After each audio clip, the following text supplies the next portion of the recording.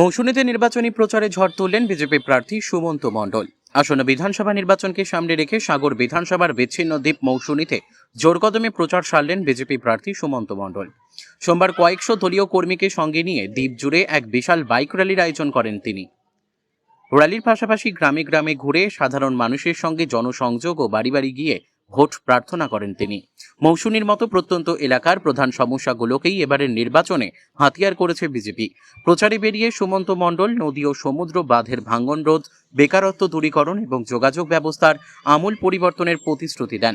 এছাড়া এলাকার ভগ্নপ্রায় স্বাস্থ্য পরিকাঠামোর উন্নয়ন ও রাজ্যের বিভিন্ন দুর্নীতির ইস্যু তুলে ধরে এলাকায় পরিবর্তনের ডাক দেন তিনি।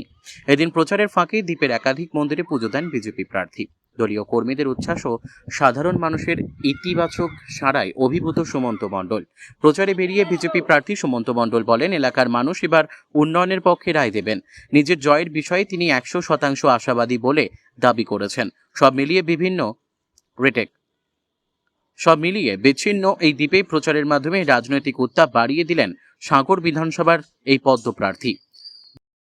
দুর্নীতি মুক্ত একটি শাসক ব্যবস্থাকে সম্পূর্ণভাবে ডেমোক্রেসিতে নতুন একটি গণতন্ত্রের আবির্ভাব করা, মানুষের কাছে শিল্পের কৃষির নতুন ভাবে একটা নবজাগরণ আনা।